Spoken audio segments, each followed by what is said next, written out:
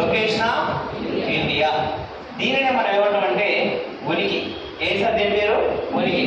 ఇక దీంట్లో second one physical features. ఏంటంటే ఫిజికల్ ఫీచర్స్ అనేసి అంటాం. దీన్నే మనం నైసర్గిక స్వరూపం అనే పేరుతో పిలుస్తాం. నైసర్గిక స్వరూపం.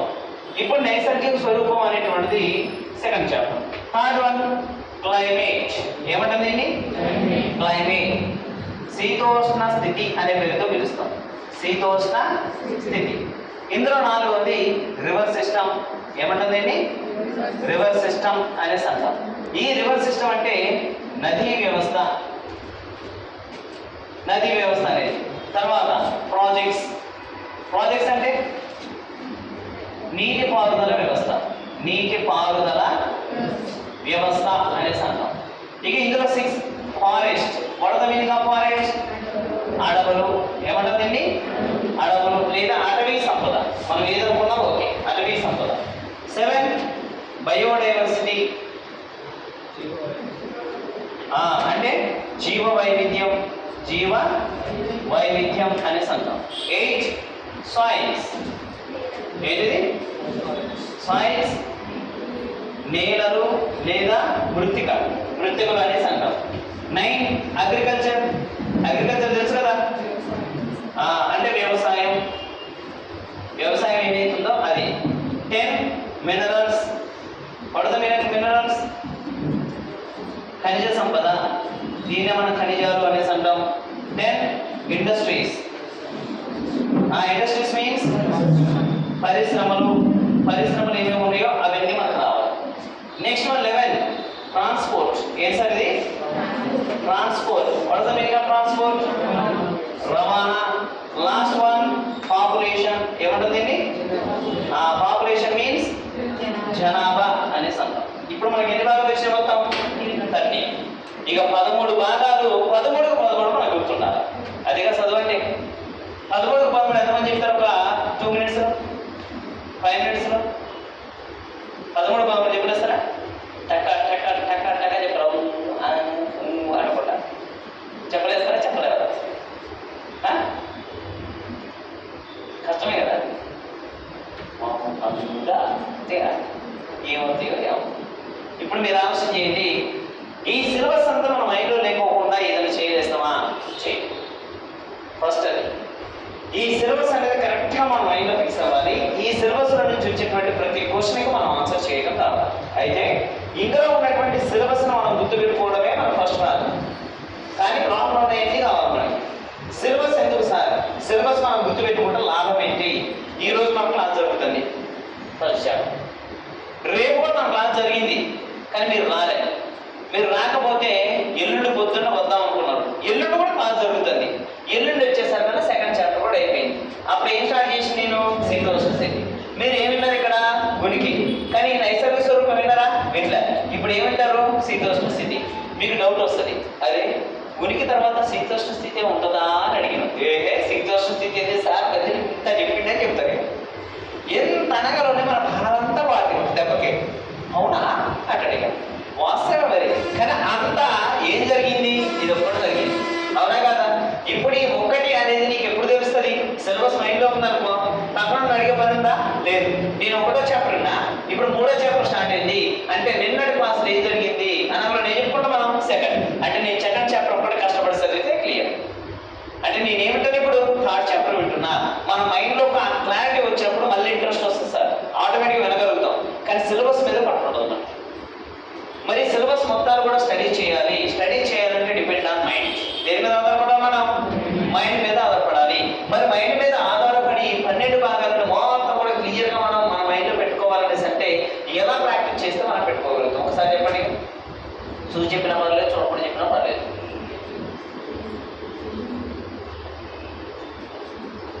ఎలా?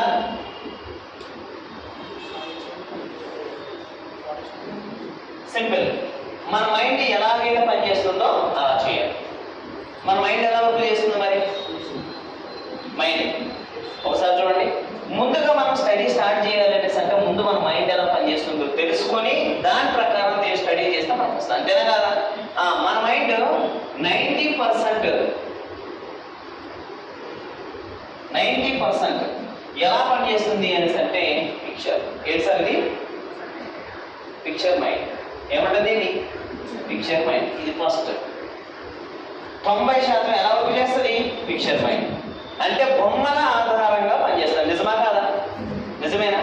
దీనికి బెస్ట్ ఎగ్జాంపుల్ ఏంటనేసి అంటే నేను ఒక పదం చెప్తా, మీకు ఏది గుర్తొస్తే అది చెప్పండి. యాపిల్ ఏమొచ్చింది? APPLE వచ్చింది ఎవరికన్నా? మరి ఏమొచ్చింది? ఎర్రగా పిక్చర్ వచ్చింది, అవునా కదా? ఏరోప్లేన్ వచ్చిందా? AEROPLANE ఎవరికన్నా వచ్చిందా? స్పెల్లింగ్ రాస్తారు, ఎట్లా వస్తారు? నిజమా కాదా? నిజమేనా? ఇప్పుడు మీరు ఆలోచన చేయండి, మనం పదం వినకుండా ఫస్ట్ టైం గుర్తొస్తుంది మనకి పిక్చర్. అంటే బొమ్మ. అంటే మన మైండ్ ఎలా పనిచేస్తుంది? 90% పిక్చర్ మైండ్, బొమ్మల రూపంలో పనిచేస్తుంది. నువ్వు ఏ సబ్జెక్టు చదివినా 90% నువ్వేం చేయాలంటే బొమ్మలోకి తెచ్చుకోవాలి వీలైనంత వరకు. బొమ్మలోకి దేంటి సార్? బొమ్మలోకి దేంటి? మన మైండ్ బొమ్మల మైండ్ కదా సార్. మరి దీన్ని బొమ్మలోకి తీసుకురండి. అయితే ఏం చెప్పినావు సార్? ఏ బొమ్మ చేయాలి దాంతో ఇప్పుడు సార్ దీంతో కేసీఆర్ బొమ్మ చేయాలి సార్, ఇక్కడ చేస్తారా? అయితే ఇది బొమ్మలోకి వస్తుంది అసలు? ఇది రాదు. మరి ఇది బొమ్మ రూపంలోకి రాకపోతే మరి బొమ్మ రూపంలో పనిచేసే మైండ్ తోటి ఎలా స్టడీ చేయాలి? మన మైండ్ అంటే ఆశమాష కాదు సార్, వండర్ఫుల్ అసలు అది. మరి అప్పుడు మన మైండ్ ఏం చేస్తుందంటే సెకండ్ స్టెప్ కూడా తీసుకుంటుంది. సెకండ్ స్టెప్ ఏంటి? Triangle mind. ఏమంటారు దీన్ని? ట్రయాంగిల్ మైండ్ అని అంటాం. What meaning of triangle? త్రికోణం, అవునా కదా? ఈ 3 కోణాలు ఏదైతే ఉన్నాయో ఆ 3 కోణాలుగా పనిచేసేటువంటి మెథడ్ వాస్తవమే. ఇప్పుడు ఈ ట్రయాంగిల్ మైండ్ ప్రకారం పనిచేస్తుంది. అయితే దీని ప్రకారం స్టడీ చేయడం ఎలా? How to read or study triangle mind.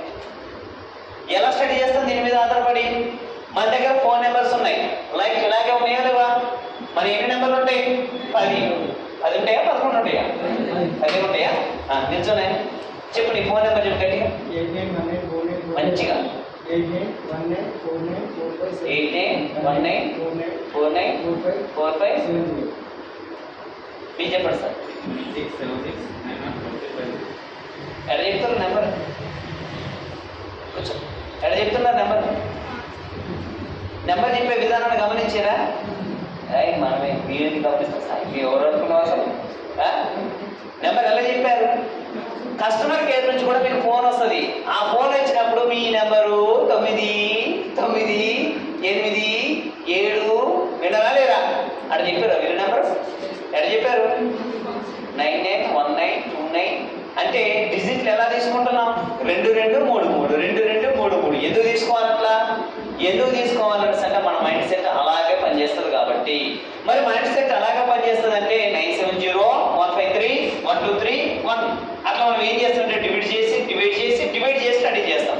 అలా చేయడానికి కారణం ఏంటంటే మన మైండ్. మరి కస్టమర్ కేర్లో ఎందుకు సార్ 998 అని చెప్పారు అనేసి అంటే ఆమె గుర్తు పెట్టుకోలే, ఆ మైండ్ మీద ఆధారపడలే, ఆ కళ్ళ మీద ఆధారపడి చేసింది.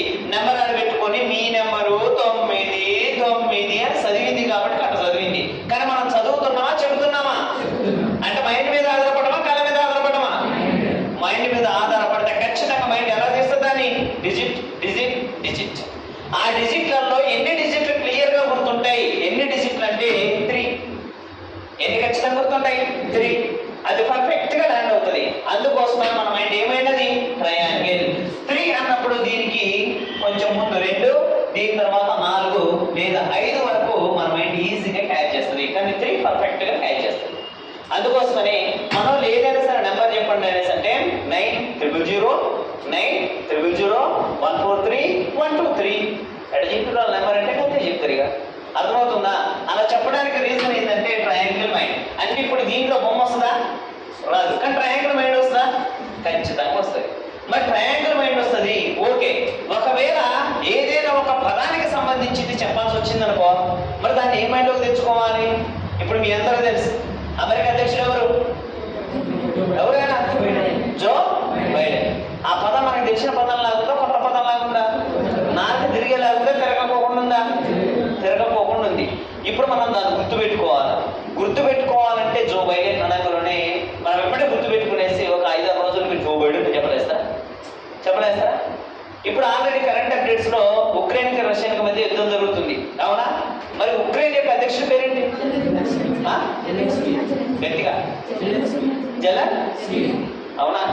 జెలెన్స్కీ. ఇప్పుడు ఈ జెలెన్స్కీ అనే పదమే కానీ జో బైడెన్ పదమే కానీ ఎప్పుడే గుర్తుంటాయా? గుర్తుండవు. మరి అలాంటి గుర్తు లేనటువంటి పదాలను కూడా గుర్తుపెట్టుకోవాలి. అది మనకి మైండ్ అంటే మామూలు విషయం కాదు కదా. మరి ఎలా గుర్తుపెట్టుకోవాలి? Comparing study. ఏమంటారు దాన్ని? పోల్చడం. ఏంటది? పోల్చడం ద్వారా మనం స్టడీ చేయాలి. అంటే మన మైండ్ ఇలా యాక్సెప్ట్ చేస్తుంది, దానికి కుదరలేదు ఇలా యాక్సెప్ట్ చేస్తుంది, దీనికి టచ్ అవ్వలేదు, దీనికి వచ్చి చేస్తుంది. ఇప్పుడు ఇందులో ఉన్నటువంటి జెలెన్స్కీ అనే పదం 3 కోణాలలో చెప్పలేస్తామా? చెప్పలేస్తారా? జో బైడెన్ 3 కోణాలలో వస్తా రాదు, అది సపరేట్ పదం. ఇప్పుడు మనం ఏం చేయాలి? అయినా గుర్తుపెట్టుకోవాలంటే కంపేరింగ్ స్టడీ.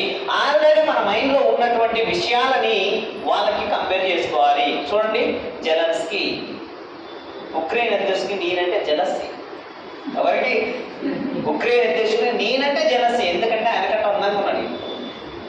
ఇప్పుడు మీరు ఆలోచన చేయండి, ఎవరికి జెలసీ? నేనంటే ఉక్రెయిన్ అధ్యక్షుడికి. జెలసీ అంటే జెలసీ అంటే జెలసీ. ఇప్పుడు జెలసీ పదం మనకు తెలుసా లేదా? మన మైండ్ లో ఉందా లేదా? ఇప్పుడు మనం ఏం చేసామంటే కంపేర్ చేసి నేను ఉక్రెయిన్ అధ్యక్షుడు నేనంటే జెలసీ అని నేను గుర్తుపెట్టుకున్నా, నాకు అది తెలిసింది.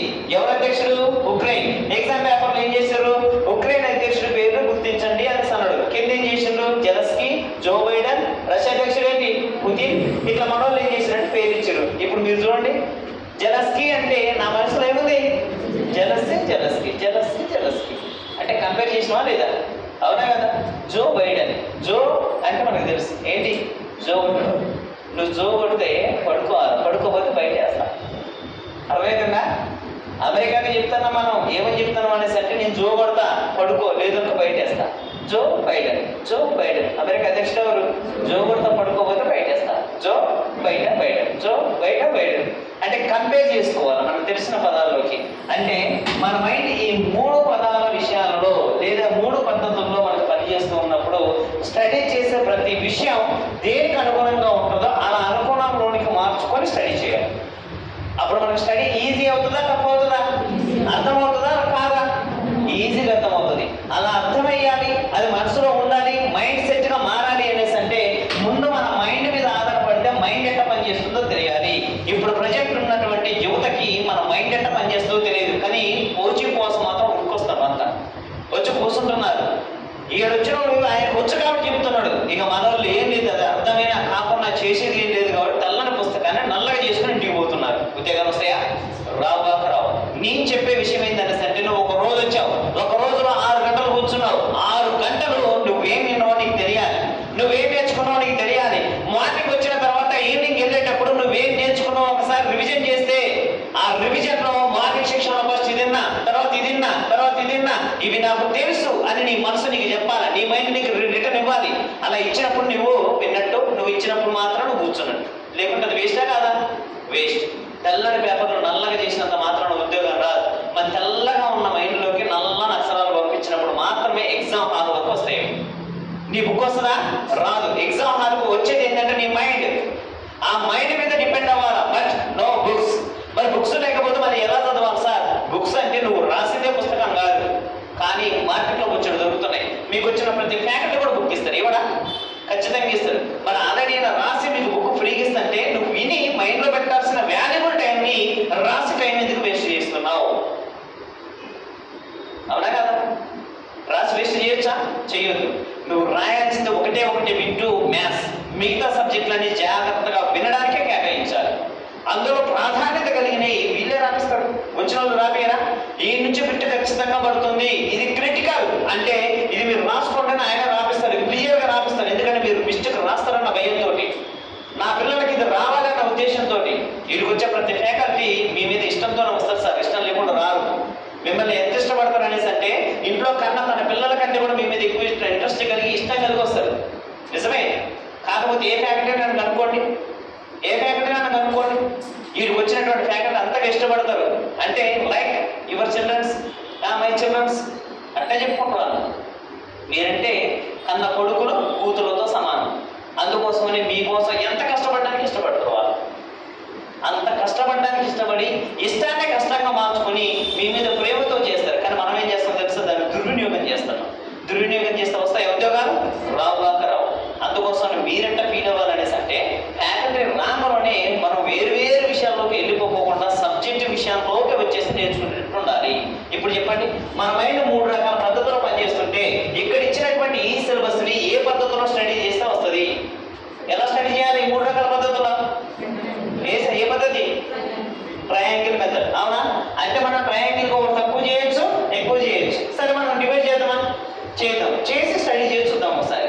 మనం ఇందాక అడిగాను నేను 13 అంటే 120. ఇప్పుడు మా మైండ్కి నేను చెప్తున్నా 13 అంటే నా మైండ్కి నేను అంటున్నా 13 లేవు, 4 లేవు, ఇప్పుడు చూసుకో అని చెప్తాను నేను. నా మైండ్కి నేను చెప్పుకుంటాను ఏంటంటే ఇగో ఇక్కడ ఫస్ట్ ఒక 4 ఉన్నాయి, 4.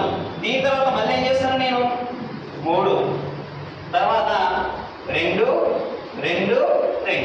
ఇప్పుడు నా మైండ్కి నేను చెప్పుకుంటున్నా. ఏమని చెప్తున్నాను అంటే ఓ మైండ్ 13 అన్నావు ఇదో మాకు ఆడ 13 లేవు, ఫస్ట్ 4 ఉన్నాయి, తర్వాత 3 ఉన్నాయి, అదే 3 సార్లు 2, 2, 2 ఉన్నాయి అని చెప్పిన. ఇప్పుడు నా మైండ్కి ఏమనిపిస్తుంది? అంతేనా? ఎస్ అంతే. స్టడీ అనే దాన్ని ఎంజాయ్ చేయాలి. స్టడీ అంటే ఏడవద్దు, ఫీల్ అవ్వద్దు, దాన్ని ఎంజాయ్ చేయాలి, నేర్చుకోవాలన్న తపన ఉండాలి, అదేంటో నాకు తెలియాలని ఫీల్ అవ్వాలి. అప్పుడు సబ్జెక్ట్ వస్తుంది, సబ్జెక్ట్ వస్తే ఉద్యోగం వస్తుంది. సబ్జెక్ట్ వచ్చిన ఆపరం ఎవరితరం కాదు సార్. మనం ఎంత ఫీల్ అవుతుందో తెలుసా? కానిస్టేబుల్ సార్ అయ్యారు అంటారు. నీ కానిస్టేబుల్ ఒక్కటి కాదు, నువ్వు సబ్జెక్ట్ నేర్చుకుంటే అలాంటి వాటిని 4-5 ఉద్యోగాలు ఒకేసారి కొట్టుపడేయచ్చు. కొట్టడం లేరా సమాజంలో? కొట్టడం లేరా సార్? ఎస్ఐ రాస్తే ఎస్ఐ వచ్చి, కానిస్టేబుల్ రాస్తే కానిస్టేబుల్ వచ్చి, గ్రూప్ 2 రాస్తే గ్రూప్ 2 వచ్చేసి, పంచాయతీ రాస్తే పంచాయతీ వచ్చిన వాళ్ళు ఆల్రెడీ మన సమాజంలో తిరుగుతూనే ఉన్నారు. ఎట్టొచ్చినాయి వాళ్ళకి అన్ని ఉద్యోగాలు. మనం అట్ట అప్పుడు ఏం ఫీల్ అవుతుందో తెలుసా? ఒక్కడికి అన్ని వచ్చినాయి, నాకు ఒకటి పోయి ఉద్యోగం అన్నాడు. నువ్వేం చదివినవని, నువ్వేం కష్టపడ్డావని, అసలు నువ్వే గోలు పెట్టుకున్నావని నీకు రావాలా? గోలు పెట్టుకున్నవాడికి అన్నీ వస్తాయి, గోలు పెట్టుకున్నవాడికి ఏది రాదు. నువ్వు పెట్టుకొని చూడు. కానిస్టేబుల్ అయితే ఎస్ఐ వస్తుంది, ఎస్ఐ అయితే దాని జేజమ్మైన వస్తుంది, రామాలు కూడా సబ్జెక్టులు వస్తాయి. అది ఎప్పుడైనా నేర్చుకోవడానికి ఇంట్రెస్ట్ పడ్డావా? ఎప్పుడు మన ఇంటి పక్కన ఉన్న సోది కావాలి మనకి. ఏ సోది ఎప్పుడు తెలుసా మీరు? ఇగో అది జరిగిందని తెలిసిన అవునా అని ఇంత రాబడతాడు. ఇక చూవాడు నీకు అన్నం పెట్టేది కాదు, కూర పెట్టేది కాదు. అవునా కాదా? నువ్వెవరు? మేధావి వర్గం, స్టడీ పర్సన్స్, నాలెడ్జీ పర్సన్స్. నీకంటూ సపరేట్ వే ఉండాలి.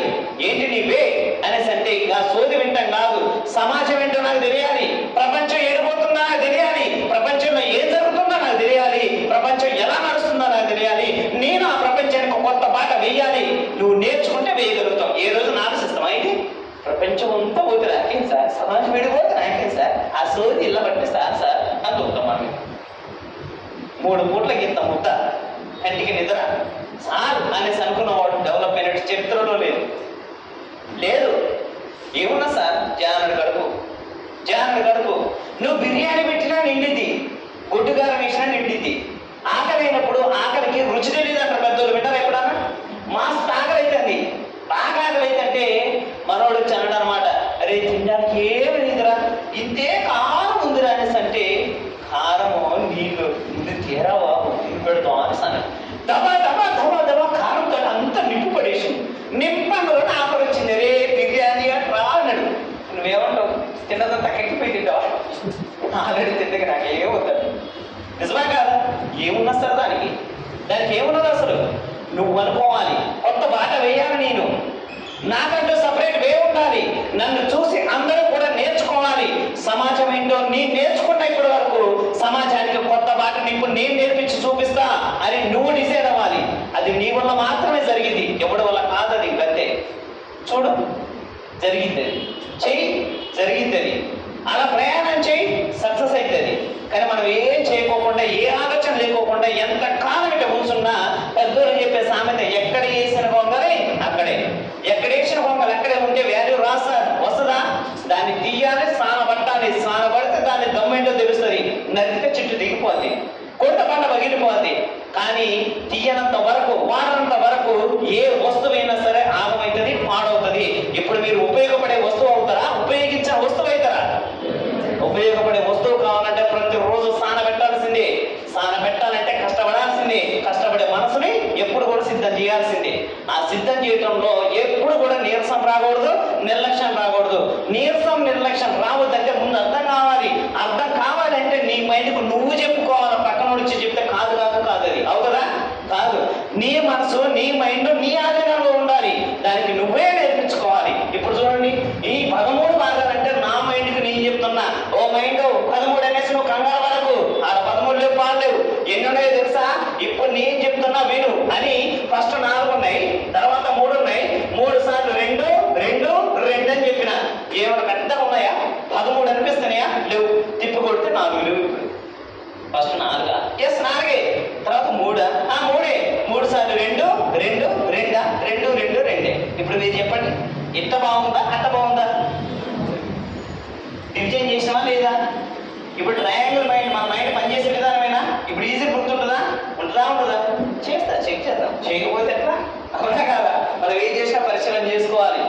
మనం ఏంటో తెలియాలా వద్దా? తెలియాలి. ఒకసారి ప్రశాంతంగా మనసంతా పెట్టి 4 పదాలు చెప్పండి. ఇంగ్లీష్ మీడియం ఎంతమంది ఉన్నారు ఇలా? Telugu medium? Okay, Telugu medium వాళ్ళు కూడా ఇంగ్లీష్ చదవండి. ఓకే, అది ఏంటి సార్ అంతలో మాట్లాడుతున్నారు అనేసి అంటే, మన తెలంగాణ గవర్నమెంట్ అయినా ఆంధ్రప్రదేశ్ గవర్నమెంట్ అయినా పేపర్ ఇంగ్లీష్లో తయారు చేస్తుంది, తెలుగులో చేయట్లేదు. మరి ఇంగ్లీష్లో చేస్తే ఏంటి సార్, తెలుగులో కూడా ఇస్తున్నాడు అంటే ఇంగ్లీష్లో తయారు చేసిన పేపర్ని తర్జుమా చేస్తున్నారు, ట్రాన్స్ఫర్ చేస్తున్నారు, ఇందులోకి తెలుగులోకి ట్రాన్స్ఫర్ చేస్తున్నాం. ఆ ట్రాన్స్ఫరింగ్లో మిస్టేక్స్ వస్తున్నాయి. ఆ మిస్టేక్స్ వస్తే తెలుగు మీడియం పిల్లలకు ఆ పదాలు అర్థం కాక చాలా మంది మిస్టేక్సే చేస్తున్నారు. అందుకే ఇంగ్లీష్ మీడియం వాళ్ళు చదవకపోయిన ఉద్యోగాలు వస్తున్నాయి, తెలుగు మీడియం వాళ్ళు నానా కష్టాలు కూడా చదివిన కానీ ఉద్యోగాలు రావట్లేదు. నేను మీకు ఇచ్చే సింపుల్ లాజిక్ ఏంటనేసి అంటే, టెర్మినాలజీ యూజ్ చేయండి సార్. జస్ట్ టెర్మినాలజీ చేస్తే సార్. ఇక్కడికి వచ్చిన ప్రతి ఫ్యాకల్టీకి మీరు చెప్పండి ఏమని, ఇంగ్లీష్ టెర్మినాలజీ యూజ్ చేయండి. ఇప్పుడు నేను రాసే సార్ ఇంగ్లీష్, తెలుగు రాయాలి. మీకు అనిపించింది ఈ దొంగ సచ్చినోడు ఏంటి తెలుగు అస్సలు రాయాలి అనేసి అనిపించింది మీకు. వాస్తవానికి నేను ఇంగ్లీష్ రాశాను. మీ అందరి దగ్గర సెల్ ఫోన్ ఉందా? ఉంది. సెల్ ఫోన్ ఏ లాంగ్వేజ్ యూజ్ చేస్తారు మీరు? అబ్బో, ఇంగ్లీష్ అట. తెలుగు మీడియం తెలుగు చేయాలి ఖచ్చితంగా. తెలుగులో సమాచార బాక్స్ అని ఉంటుంది, అక్కడ సమాచార పట్టిక ఉంటుంది. ఏ సమాచార పట్టిక బాగుంటుంది, అవునా కదా? వస్తుందా? మనకి రాదు. ఇప్పుడు ఇంగ్లీష్లో మనం యూజ్ చేస్తున్నాం కాబట్టి ఇక్కడ ఉన్నటువంటి లొకేషన్ ఆఫ్ ఇండియా కొట్టిరనుకో ఎమ్మటే తెలుగు మీనింగ్ అంటే తెలుగు రాదా? తెలుగు ఎమ్మటే వచ్చేస్తుంది. ఇంగ్లీష్ టైప్ చేయడం ఈజీయా, తెలుగు టైప్ చేయడం ఈజీయా? ఇప్పుడు తెలుగులో ఉనికి అని రాయండి, అందరూ సెల్ ఫోన్ వస్తుందా? రాదుగా, రాదు. ఫుల్ టైం వేస్ట్ అవుతుంది, తన్నుకొని కూర్చోవాలి మనం. English easy. ఇంగ్లీష్ నుంచి తెలుగు తెచ్చుకోవడం ఇంకా ఈజీ. నువ్వు అర్థం చేసుకోవాలనుకుంటే ఇంగ్లీష్ పదాలు తెలిస్తే తెలుగులో కన్వర్ట్ అయ్యి అర్థం చేసుకోవడం చాలా ఈజీ. సో దేనికి యూజ్ చేయమని చెప్పాలా? ఇంగ్లీష్. ఇంకో విషయం చెప్తాను, మీకు ఇంగ్లీష్ వచ్చు, మీరు తెలుగు మీడియమే బట్ ఇంగ్లీష్ వచ్చు, మీకు ఇంగ్లీష్ టెర్మినాలజీ వచ్చు. ఎందుకనేసి అంటే మనం యూజ్ చేసే ప్రతి పదాలలో కూడా తెలుగు అసలు మాట్లాడతారా? దీన్ని ఏమంటాం తెలుగులో? హస్తం. ఏంటిది హస్తం? దీన్ని ఏమంటాం ఇంగ్లీష్లో? Mobile phone. తెలుగులో సెల్. చరవాణి. ఏంటది? చరవాణి. అంటే మీరు ఎప్పుడైనా చరవాణి అనేసి అన్నారా? అంటే మీరు ఏం వాడతారు? ఇంగ్లీష్. ముందు మేము ఇంగ్లీష్ రాదనేటువంటి మనస్తత్వాన్ని మీరు తీసి పడేయండి. కొత్త పదాలు కొత్త ఉంటాయి, 2-3 సార్లు మాట్లాడితే పాతగైతే, ఏదైనా పాతగైతే కదా అయిపోతూ ఉండదు. సో ఇంగ్లీష్ టెర్మినాలజీ గట్టిగా యూజ్ చేయండి. ఇప్పుడు మనం ఏం చేద్దామంటే 13 భాగాన్ని డివిజన్ చేసుకున్నాం కదా, చేసుకున్న విధానంలో మాట్లాడదాం. మీరు ఓన్లీ దేని మీద డిపెండ్ అవ్వాలి? మైండ్. కళ్ళతో మాత్రం అవ్వదు. రెండోది, మైండ్తో పనిచేసినప్పుడు ఖచ్చితంగా నాలుక కదలాలి. కదిలినప్పుడు ఆయన అంగిలికి తగిలినప్పుడు మైండ్ చాలా స్పీడ్గా యాక్టివేట్ అవుతుంది. మీరు మాట్లాడుకున్నాము అని కూర్చున్నారనుకో, నిద్ర మొక్క వచ్చేసి మైండ్ కాసేపు పడుకోరు, అది ఏం కాదని అంటది. పడుకుంటారా? పడుకోం కదా. స్టార్ట్. 4 పేర్లు చెప్పండి ఒకసారి. Location of India, physical features, climate, river system. మళ్ళీ మళ్ళొకసారి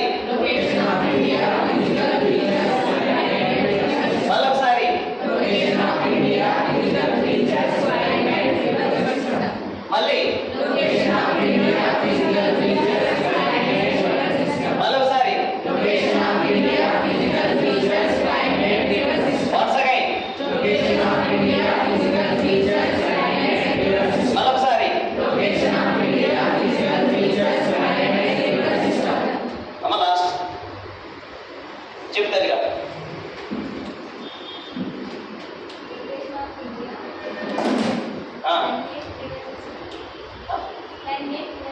క్లైమేట్ వచ్చినాయి. Very good sir. రేపు ఫిజికల్ ఫస్ట్ థింగ్. ఓ క్లైమేటే మరి ఫస్ట్ వద్దా? ఫస్ట్ది sir. Last one.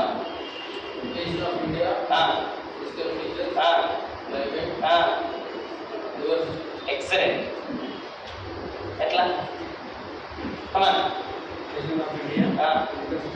Physical features, climate, river system. చదవలే. Location of India, physical features, climate, river system. చదవాలి, చదవద్దు రావాలి, తోడు తెరవాల్సిందే. కూర్చో sir. India, physical features, climates and rivers. Very good. Location of India, physical features, climate, rivers. Madam.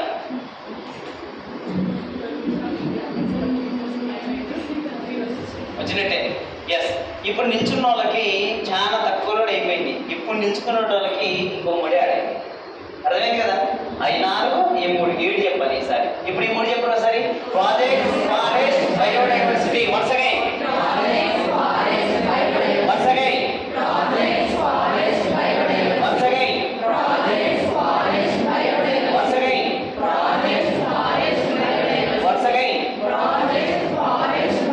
Once again. First 4 location of India, physical features, climate, rivers. ఆ తర్వాత project, forest, biodiversity. First 4.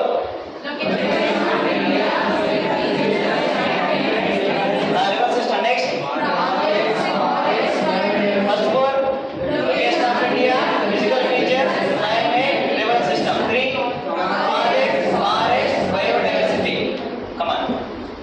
Location of India, physical features, climate, river system, forest, biodiversity, projects, Projects.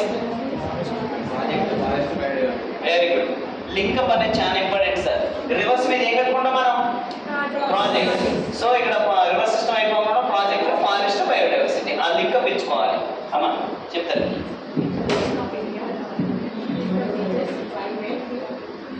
Reverse system, projects, forest, biodiversity. Super.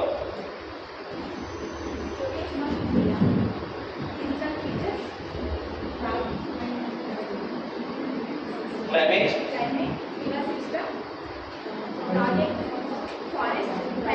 Very good. Excellent. వచ్చినట్టేనా? ఇంత కష్టం ఉంది కదా ఇందిరా ఆయన నాకు task అన్నట్టుంది కదా. ఉత్తగా వస్తాయి ఉద్యోగాలు. అది చేయండి మరొకసారి. ఇందులో ఫస్ట్ ఈ రెండింటిని యాడ్ చేద్దాం. ఇక ఫస్ట్ 4 చెప్పండి ఒకసారి. Location of India, physical features, climate, river system. 3. Project, forest, biodiversity. 2. Science, agriculture. మళ్ళీ once again. Once again. Once again. Once again.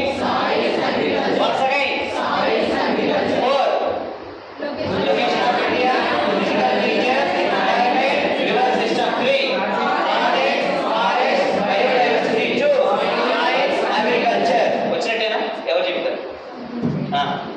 Location of India, physical features, climate, rivers, project, forest, biodiversity, soil, agriculture. Excellent. Location of India, physical features, climate, river system, projects, forest, biodiversity, soils, agriculture. అంతే. నేలలో చేసేది agriculture కూడా అవును కదా, వ్యవసాయం. వచ్చేసినట్టుగా next 2 add చేయండి. Minerals, industries. Once again. Once again. Once again. Once again. Once again. First 4. Location of India, physical features, climate, river system. 3. Project, forest, biodiversity. 2. Science, agriculture. Next 2. Minerals, industries. 4. Location of India, physical features, climate, river system. 3. 2.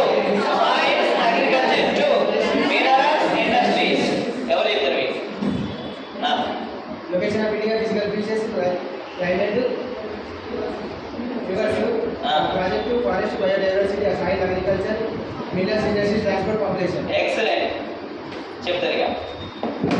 Location of India, physical features, climate, river system, forest, projects, forest, biodiversity, soils, minerals, agriculture, minerals, industries, Excellent. transport, population. వచ్చినట్టేనా? ఈ 2 కూడా add చేసేసేయండి. ఒక దెబ్బకి అన్నీ అయిపోతాయి. చెప్పండి ఒకసారి. Transportation, population. Once again. మళ్ళొకసారి. Once again. Once again. Once again. Once again. First 4.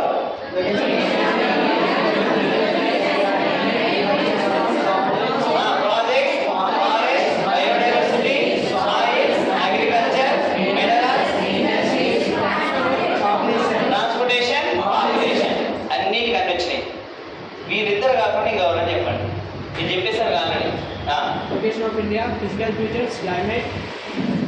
Reverse system, projects, forest, biodiversity, soil, agriculture, minerals, industries, transportation, population. Super. Class కొట్టండి ఒకసారి గట్టిగా. అందరికి వచ్చినట్టే రానట్ట? అందరికి వచ్చినట్టే. ఇప్పుడు చెప్పండి, చదువు ఇదే అదే? ఇదేనా? అర్థమైంది అనుకోండి ఈ పాయింట్. ఎప్పుడైనా సరే మనకి ఏది ఎక్కువ ఉపయోగపడుతుందో దాన్నే యూజ్ చేయాలి.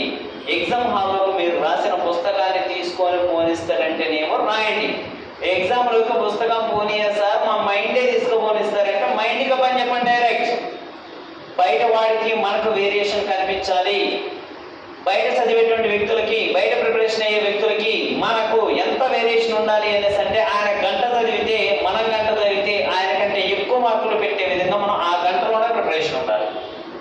ఆయన పొద్దుటి నుంచే సాయంత్రం వరకు కోచింగ్లో కూర్చుంటే మనం కూడా పొద్దుటి నుంచే సాయంత్రం వరకు కూర్చుంటే వాళ్ళకంటే మనకు సబ్జెక్ట్ ఎక్కువ ఉండి తీరాలి.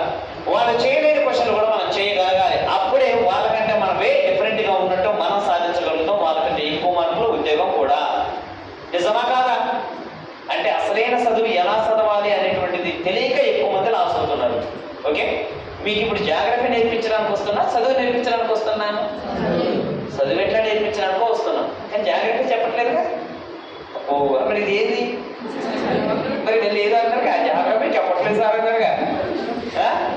జాగ్రఫీలోనే ఎలా నేర్చుకోవాలి, ఎలా చదవడం నేర్చుకోవాలి, అవునా కదా? ఇది పరిస్థితి. ఇప్పుడు మనం ఫస్ట్ టాపిక్ స్టార్ట్ చేద్దాం. ఫస్ట్ టాపిక్ నుంచి మనం కంటిన్యూషన్ పోతూ నేర్చుకుందాం ఇక్కడ కంటిన్యూషన్. ఓకేనా? ఫస్ట్ టాపిక్ ఏంటి సార్ ఇప్పుడు? Very good. Location of India. Location of India. ఎప్పుడైనా సరే ఒక చాప్టర్ని స్టార్ట్ చేస్తే ఆ చాప్టర్ ఏంటో తెలియకోకుండా లోపలికి ఎంటర్ అవ్వకూడదు, అసలు వెళ్ళకూడదు. అర్థమవుతుందా? ఓకే, ఇక్కడ లొకేషన్ ఆఫ్ ఇండియా అన్నాం. ఇదేమో ఉనికి అనేసి అన్నాం, భారతదేశం యొక్క ఉనికి తెలుగులో ఇది. ఇప్పుడు ఉనికి అంటే అర్థం ఏంటి? లొకేషన్ ఆఫ్ ఇండియా అంటే అర్థం ఏంటి? What is the meaning of location of India? ఏంటది? సింపుల్ గా ఒక పదం చెప్పాలి. ఏంటది? ట్రాన్స్పోర్ట్. పొజిషన్. ఏ పొజిషన్? ఎట్లా? అదే అడిగింది. ఈజీగా చెప్పడం రావాలి. సరే, ఉనికి అంటే ఏంటో చెప్పండి. ఇది ఇంకా కష్టం, అవునా కదా? అసలు ఇది ఏదో కూడా తెలియదు. మరి తెలుగు మీడియం సోరు అంటాం మనం. తెలుగు మీడియమే, అది వచ్చిందా? రాదు. టోటల్ జాగ్రత్త ఏరియా అయిపోతా, కరెక్ట్ లేదు. What is location? What is location? Location ఏంటో తెలియాలి. అసలు లొకేషన్ ఏంటో తెలిస్తే కరెక్ట్ గా సూట్ అయ్యింది మనకి. ఇండియా 7th పొజిషన్ కాదు, అది లార్జెస్ట్ ఇన్ ద వరల్డ్ అని చెప్పుకోవాలి మనం. How many largest in the world Indian country అనేసి అది మనం మాట్లాడుకుంటాం అట్లా. Tell me, what is location? Location ఏంటో తెలియాలి. చూసారా?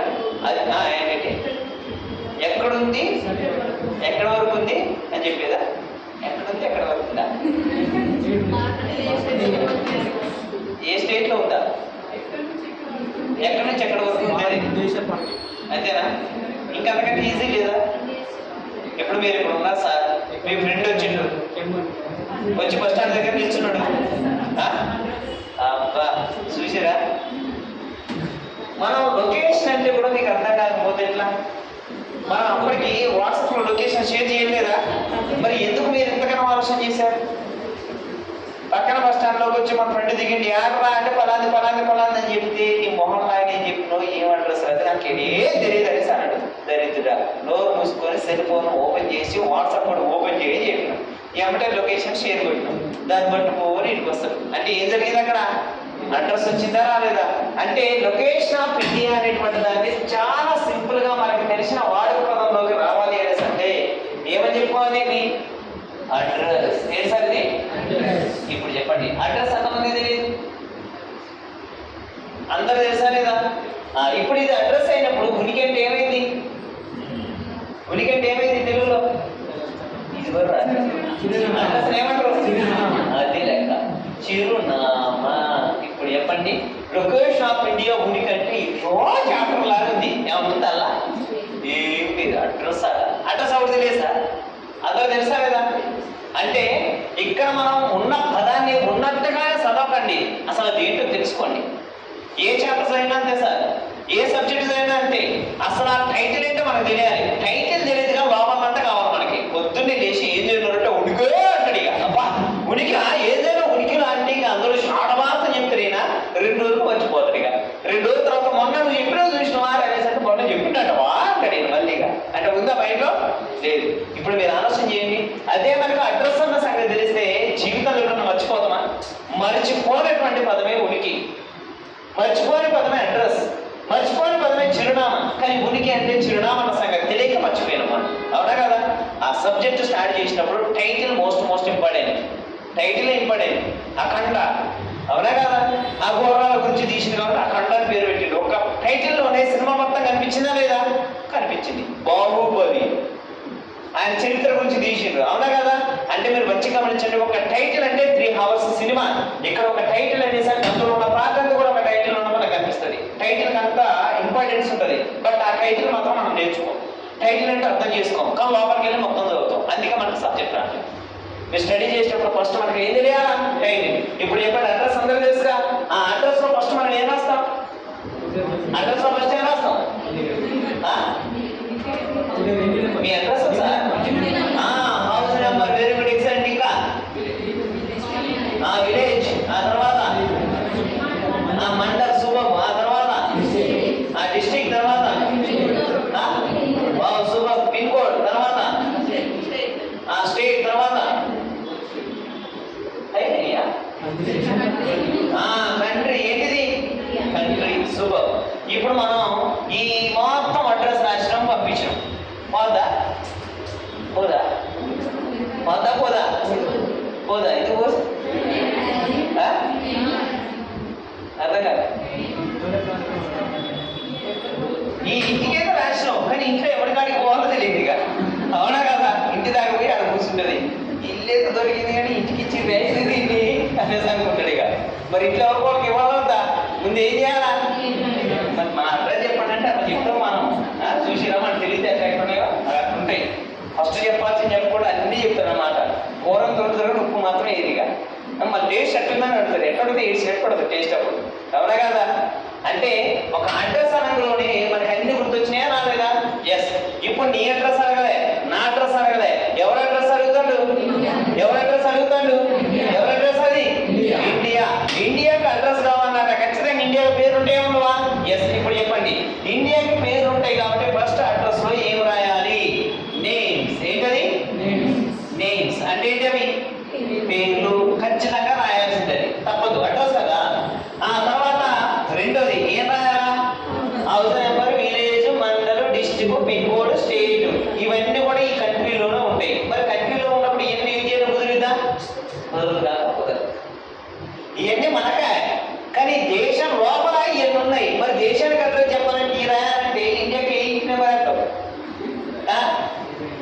ఇండియాకి ఏ డిస్ట్రిక్ట్ ఇస్తావు? ఏ మండలాన్ని ఇస్తావు? ఇండియాకి కుదిరిద్దా? కుదరదు. మరి ఇండియా ఎక్కడుందంటే ఇన్ ద వరల్డ్, ప్రపంచంలో ఉంది.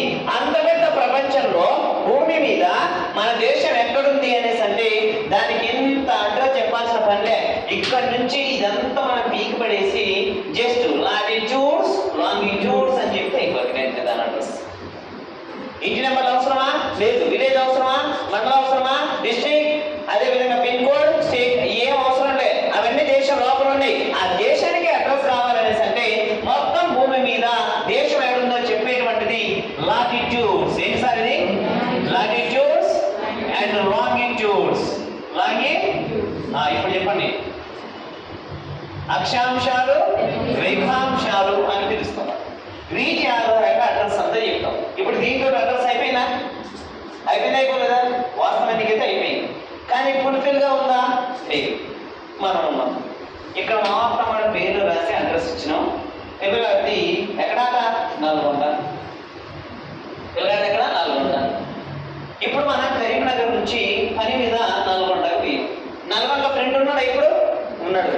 ఇప్పుడు మనం అడిగినాక అరే నల్గొండకు వచ్చిన, నల్గొండలో నా ఫ్రెండ్ గాడు ఉన్నాడు కానీ సెల్ ఫోన్ తీసి టికెట్ నొక్కి చెవి కాడ పెట్టుకున్నాం.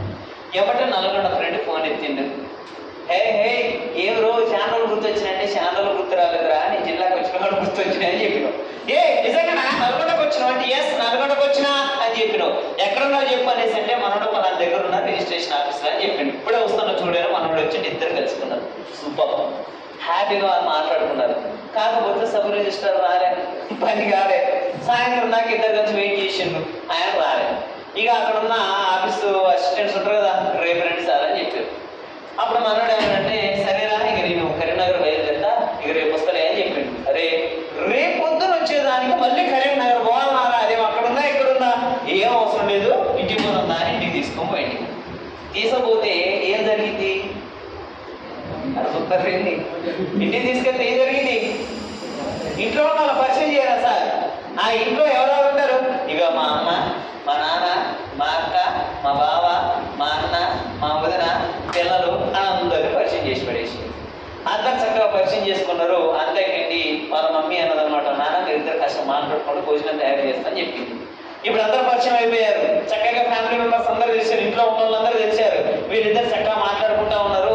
రెడీ అయింది, అందరు కలిసి భోజనం చేసినారు, పడుకున్నారు. ఇక మళ్ళీ పొద్దున్నే లేచారు, టిఫిన్ చేసారు. ఇక మన వాళ్ళు ఇద్దరు కలిసి మళ్ళీ ఆఫీస్కి అడిగారు. దరిద్రం ఏంటంటే ఆ రోజు కూడా రాలేదు. వచ్చిందా? రాలే. రేపు రండి అని చెప్పారు మళ్ళీ. ఇప్పుడు మనోడు అన్నాడు అనమాట, అరే రాత్రి మీ ఇంటికి వచ్చిన కానీ వద్దులే నేను మన కరీంనగర్ వెళ్ళిపోతా అంటే, అరే ఎన్నొస్తే రాకూడదు ఆరా అనేసి అంటే మరి అమ్మ నాన్న ఏమనుకుంటారు? ఏమనుకోరు, మా అమ్మలు అన్నట్టు ఏం కాదు, చెప్ప రా అనేసి ఇంటికి తీసుకొచ్చింది. మళ్ళీ ఇప్పుడు ఇంటికి వస్తే మళ్ళీ పరిచయం చేసుకుంటారు మా అమ్మ మా నాన్న ఏమంటారు? అప్పుడు పిచ్చోడంటారు, అవునా కదా? ఇప్పుడు మనోళ్ళు ఏం చేస్తారు అనేసి అంటే ఇంటికి రాకుండా ఏమన్నా పని కాలేదు అనేసి అంటే కాలేదమ్మా అనేసి అంటే ఏం పర్లేదు నేను భోజనం చేస్తే కొంచెం మాట్లాడుకోండి అని చెప్పింది మమ్మీ. ఇప్పుడు వీళ్ళిద్దరు కింద కూర్చోలే, ఇక చిన్నగా పైకి ఎక్కారుగా టెర్రస్ మీద వేరుగా పైన కూర్చున్నప్పుడు ఇక పైనప్పుడు తెలుసుగా ఇక గుర్తొస్తాయి. అరే ఆ పక్కన వెళ్ళి చూసినట్టు ఎవరు మా మేనత్తుంది. మేనత్తారా ఉన్నారా? ఇద్దరు. ఎవరు? కూతురు. కమాన్ గుసగుసా ఏం జరిగింది అనేసి అంటే ఏం లేదురా, పెద్దమ్మ మామూలు ఉండదురా, వస్తుంటది. అవునా? చాలా బాగుంటుంది, సూపర్ అంటే సూపర్. మరి ఏంటి సంగతి అనేసి నాకంటే పెద్దదిరా అనేసి. పెద్దదా? మరి చిన్న ఎట్లుంటది అనేసి అన్నాడు. నాకంటే చిన్నదే కానీ చండాలంగా ఉంటుందిరా, ఏమో పొగరు ఉంటుందిరా అని చెప్పింది. ఇక ఫ్రెండ్ క్యాన్సర్ దెబ్బకి ఇటు పక్క వచ్చింది. మరి ఈ పక్క నీళ్ళు ఎవరిది అనేసి అంటే మా బాబాయ్ అని చెప్పిండు. అంటే ఎవరు? వాళ్ళ నాన్న తమ్ముడిది. ఇప్పుడు మనోళ్ళు చూసిర్రు, దీని గురించి మాట్లాడు. వెనక పక్క కారు పోతుంది, ముందు పక్క రోడ్డు ఉంది. ఇప్పుడు చుట్టుపక్కల మొత్తం మాట్లాడారా మాట్లాడలేదా? ఆ రోజు కూడా ఇంటికి దిగి వచ్చేసారు. మీరు ఇప్పుడు మంచిగా ఆలోచన చేయండి. ఫస్ట్ ఇంటి లోపల ఏమున్నారో గమనించుకున్నారు, పరిచయం చేసుకున్నారు. తర్వాత ఇంటి పక్కన వాళ్ళని కూడా పరిచయం చేసుకున్నారు. నీకున్న ఇంత ఇంటికి ఉన్న 4 మనుషులకి నువ్వు చేస్తే ఇంత పెద్ద దేశానికి, ఈ దేశం లోపల దేశం బయట చదవాలా అవుతా? ఇది కాదా పులిపిల్ల అడ్రస్? అవునా కాదా? ఇప్పుడు చెప్పండి, మరి దేశం లోపల ఏముంటది? దేశం లోపల ఏముంటాయి? ఎస్, స్టేట్స్ ఉంటాయి. తర్వాత ఏముంటాయి? కేంద్రపాలిత ప్రాంతాలు ఉంటాయి. రాష్ట్రాలు, కేంద్రపాలిత ప్రాంతాలు అనేటువంటి మనకు కనిపిస్తాయి. ఇది లెక్క. ఇవి మరి దేశానికి సరిహద్దుల్లో ఉంటాయి. ఇప్పుడు మనం ఇంటికి అటుపక్క ఇటుపక్క ఇంట్లో ఉన్నాయి. ఏముంది? పాలు ఉంది, ముందే ఉంది, రోడ్డు ఉంది. సేమ్ మరి మన దేశానికి తీసుకుంటే ఖచ్చితంగా నీళ్ళు ఏమన్నా సముద్రాలు దేశాలు ఉన్నాయా లేవా? అందుకోసమనే బౌండరీస్ అనగానే ఒకటేమో ల్యాండ్ బౌండరీ, రెండోది మేరీటైమ్ బౌండరీ, వాటర్ బౌండరీ అనుకుంటారు. ఓకేనా? మేరీటైమ్ బౌండరీ తెలుగులో ఒకటేమో భూ సరిహద్దు, రెండవది జల సరిహద్దు అనేసి అంటాం. ఇది పులిపిల్ల అడ్రస్. లొకేషన్ ఆఫ్ ఇండియా అనేసి అంటే అడ్రస్. ఆ అడ్రస్ ఇలా చదివితే మొత్తం వచ్చేసినట్టు అడ్రస్. ఒక్క అడ్రస్ మీదనే టోటల్ జిఎస్ డిపెండ్ అయ్యింది. అంత జిఎస్ అంతా దీని మీదనే డిపెండ్ అయ్యింది.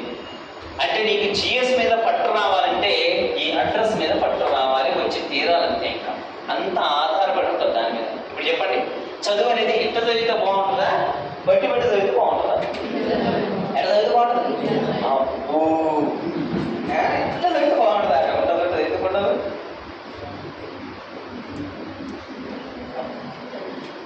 ఇప్పుడు మనం స్టార్ట్ చేసుకుంటే ఏమేమి ఉన్నాయో మొత్తం కూడా వివరణ చేసుకుంటే వెళ్ళిపోదాం. ఓకేనా? మీరు కూడా స్టడీ చేసేటప్పుడు ఏ సబ్జెక్ట్ అయినా కావచ్చు, వివరణ తీసుకోండి, అందులో అర్థం చేసుకోవడానికి ట్రై చేయండి.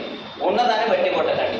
బట్టి కొడితే ఆడ బట్టి కొట్టిన పదం వస్తేనేమో ఆన్సర్ చేస్తాం, ఆ పదం కనుక ఇవ్వకుండా మార్చి ఇచ్చిననుకో ఆన్సర్ చేయలేము.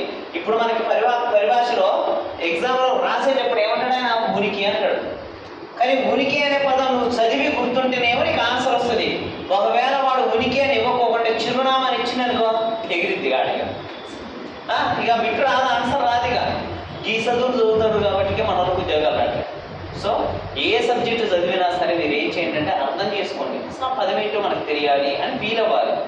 మనం చదవడమే నేర్చుకోవడం కదా, అర్థం చేసుకోవడం కదా. అర్థం చేసుకునే విధానంలో మాత్రం మార్పు రానివ్వండి. అప్పుడు ఆటోమేటిక్ సబ్జెక్ట్ మీద గ్రిప్ వస్తుంది. సబ్జెక్ట్ మీద గ్రిప్ వస్తే వాళ్ళు ఏ కోవాలో ఎటు నుంచి అడిగినా సరే మనం ఈజీగా ఆన్సర్ చేయగలుగుతాం. అర్థమైందా నేను చెప్పింది? ఇప్పుడు మనం ఏం చేద్దాం? ఫస్ట్ టాపిక్ స్టార్ట్ చేద్దాం. ఏం సార్ అది?